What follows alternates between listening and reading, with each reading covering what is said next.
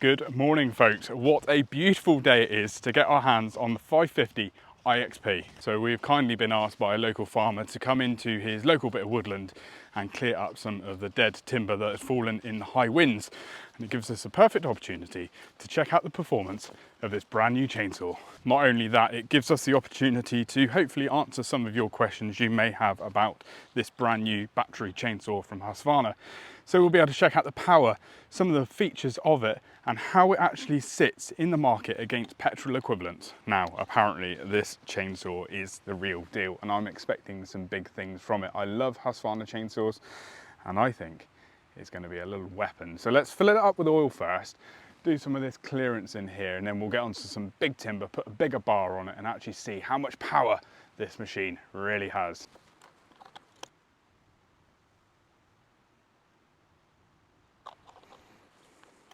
So we have got a 15-inch guide bar to play with to start off with, and then we'll hook it up with a 20-inch because apparently this chainsaw will pull a 20-inch guide bar.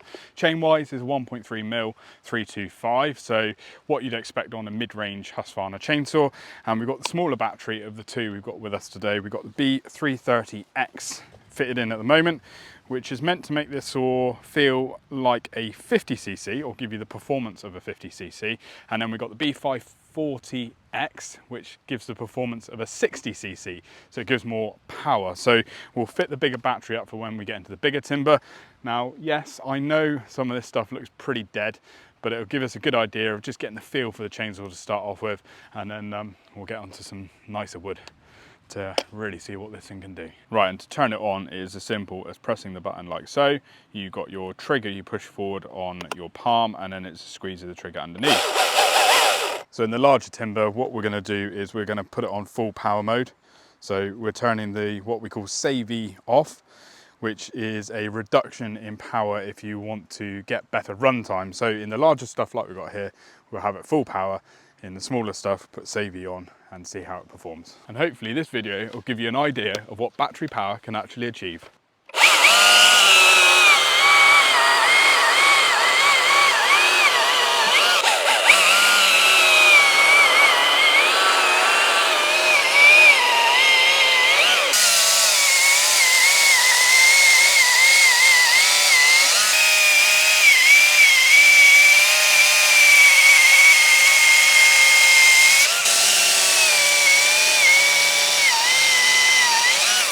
So it's nice and simple to obviously switch between modes. So with the smaller sort of brashier stuff, I'll just click the button, put it in savey mode and reduce me battery consumption.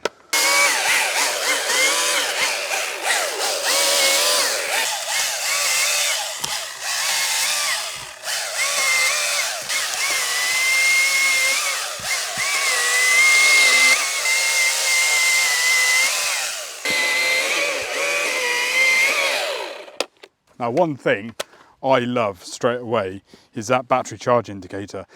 A lot of manufacturers just have like LEDs, and when you say knock out 25% of the charge, it will just suddenly go like that, and then you'll go down a bar. Whereas with this, it's almost like a proper battery in there. So it's actually coming down through the scale as I'm using it. And I think that is just absolutely spot on, because you can really tell how much battery consumption you're using.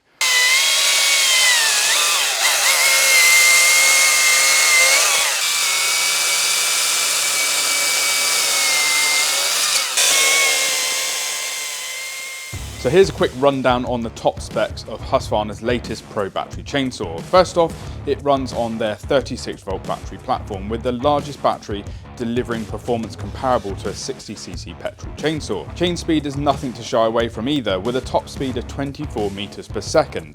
Husqvarna has also developed this saw to deliver one of the best power to weight ratios while keeping it slim, making it a versatile option for professionals who need agility, high reliability and the ability to handle demanding tasks. To put that power into perspective against the popular 550 XP Mark II and the 560 XP models, the 550 XP produces 3 kilowatts from a 50.1cc engine, the 550i XP is rated at 3.2 kilowatts, and the 560 XP delivers 3.5 kilowatts from a 59.8cc engine.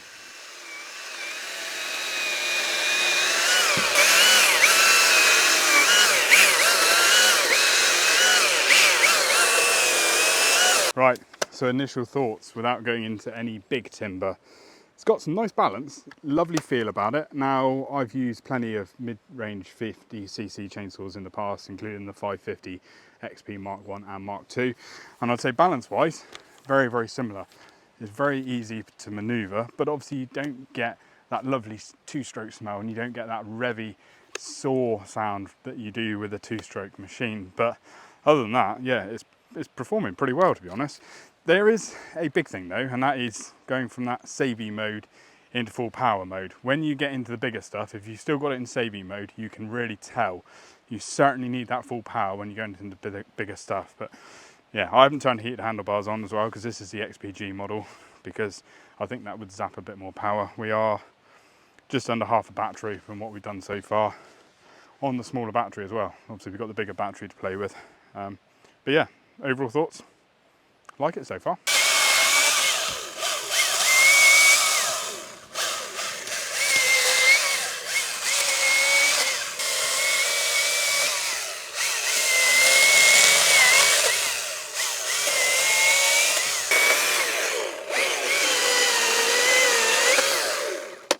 Right, our battery charge is just under 25%, so I think it's time to put it into, should we go speed mode, put it on a time lapse and see how many more cuts we can get out of it. And then we'll put the big battery in and do some big cutting.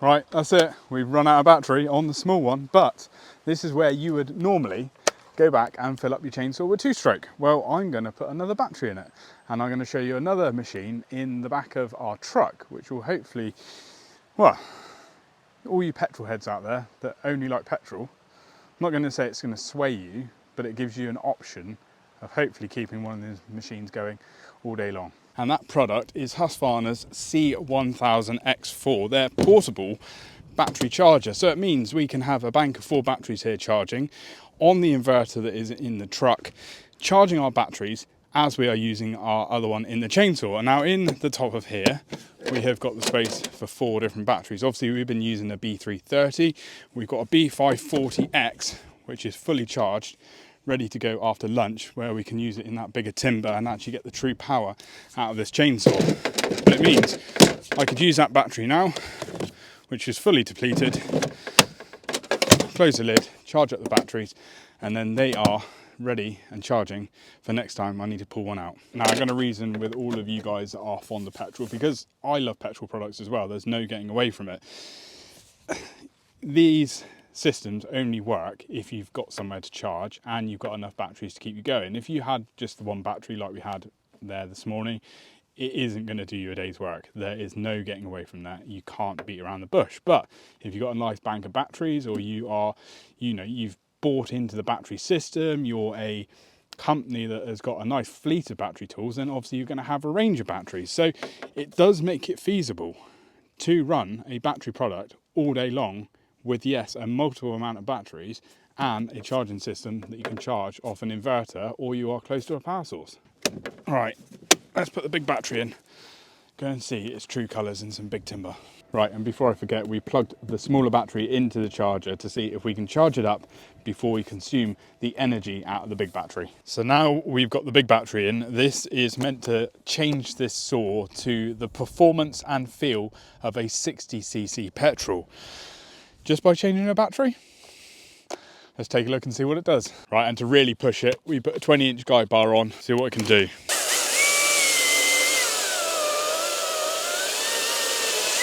I just forgot I was in save mode. Turn save mode off. That's better.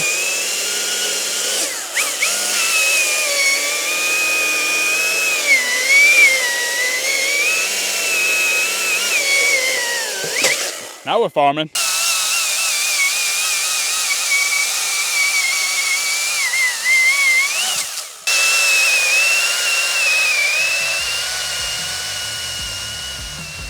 So So I've only been using this saw for a little while now, but one of the things that really stood out is how much it feels like a petrol chainsaw. Not just the variable speed trigger, but also the way it handles. The way it throttles up isn't that different either, just without the noise. One thing I noticed in my previous strip down video was the lack of a traditional clutch. I've since been told that this model uses a virtual software driven clutch, so a physical clutch isn't needed. This helps reduce the overall weight of the saw, and the clutch drum that is fitted is there to prevent the chain from coming off the sprocket.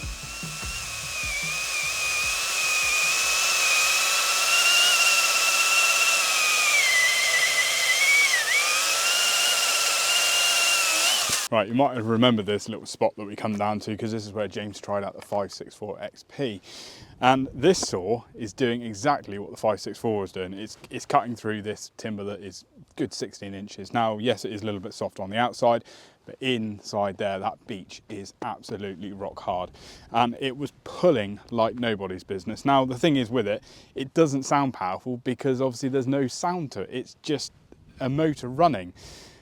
But the chips coming out the back end of it, the man glitter is, yeah, it is just absolutely flying through. Now, battery wise, you'll probably want to know how much battery we got through. We got half charge on the battery there, and it's showing on the charge indicator just over a quarter of a battery left on there. So it has pulled some, some battery power out of it to cut those bigger logs. But we've done 20 odd cuts, something like that, on the big stuff. So it's not surprising. But again, we've got another battery charging, so we can swap it over in a minute. Now, what we're going to do now is we're going to show you the performance or the difference in battery power between the B330 and the B540 that we got fitted. So we'll find a little bit of wood up here. There's a sort of a reasonable size, and we'll do them on full power and see, well, we'll just see the time difference, just so you gauge an idea of what the 330 does and the 540 50cc to 60cc, and then we'll do a little bit of a roundup. The only thing is I had to trek back up the hill because I forgot my battery, didn't I? Been on charge since lunchtime. So, let's have a look and see what we've got. The charge is turned off anyway. So what's that, been about 40 minutes I should think since we've been down there, done a bit of filming, had a bit of lunch, and he's fully charged. There we go. Right, so we've got a reasonably hard bit of timber. We are going to start with the B330X first, then put the B540X in. So in theory, 60cc power plant, 50cc power plant. This should be quicker. Let's see what it does. 3, 2, 1, cut!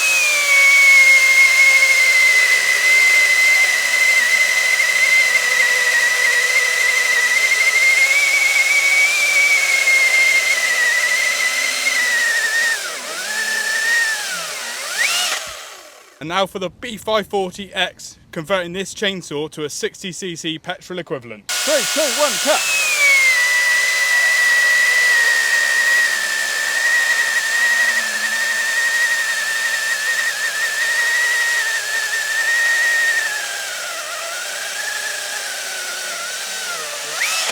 Right, so the B540X certainly gave it a little bit more power, not a huge amount. There's about a second in it, there or thereabouts. We worked it out roughly. But one thing's for sure, the B540X in there obviously makes the chainsaw heavier and will give you more run time. But the B330X, if you're doing thinning out or less demanding jobs, obviously it's going to give you slightly better balance as well. So there's a couple of little handy things that I haven't mentioned throughout the video, and that is the LCD screen that we have down here. Obviously I showed you could change it into save mode, but there's a couple of different features that it pops up as well. So if you've got your chain brake on, it brings up a warning symbol. If it's got low on oil, it brings up an oil alert sensor as well. Obviously it tells me if my heated handlebars are on or off. Now, heated handlebars is another one of those things that's a bit like Marmite. Some people love it, some people hate it and think it's a bit of a faff. But the LCD screen isn't complicated like some manufacturers put on their chainsaws. It's just a very straightforward square screen that tells you what's going on. Now, Husqvarna have also developed this chainsaw to be one of the best power to weight ratio battery chainsaws on the market. And it certainly does pack a punch. Now, another good thing about this is the design of it. Husqvarna have developed this saw so there's very little gyroscopic movement. So when you're snedding or you're doing any small work where your chainsaw is going from one side to the next, you don't get that whipping action like you do with a lot of mid-range chainsaws. Now, I know a lot of modern day chainsaws, the flywheels are now weighted to the size of the clutch and you don't really get that. But with a lot of battery products, because there is no weight on the other side, you do still get that sort of momentum. It's nice and lightweight as well, and I think one of the big things with it is when we put it through our log lovers course, which if you haven't seen any of those, it's definitely worth watching. We bring out a load of different chainsaws. We've got a nice obstacle course which we put them through. We do cross cutting, we do snedding, we do bore cuts. We'll put that up in against it, and I think James will get on pretty well with it, especially doing the snedding, because it will be just so fast and nimble through that course. Now the batteries, 50cc and 60cc, well, I think they're probably closer together than I first imagined. The 330 obviously ideal for those lighter tasks, the 540 for those bigger sort of, I won't say felling tasks, but bigger cuts that you need to make. Now, who do I think this saw is aimed at? Well, lighter forestry operations. I don't think full-time felling, because I still think you're going to get those guys that really want that raw power from petrol.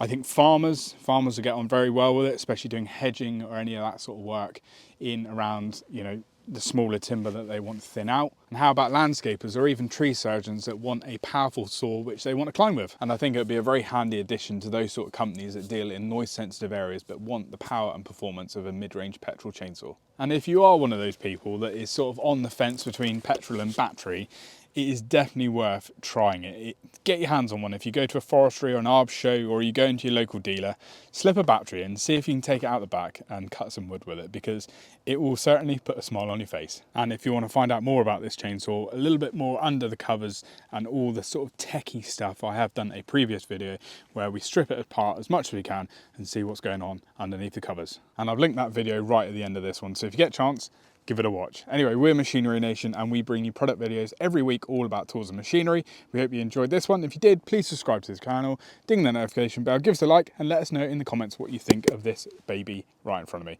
Anyway, see you in the next one. Cheerio!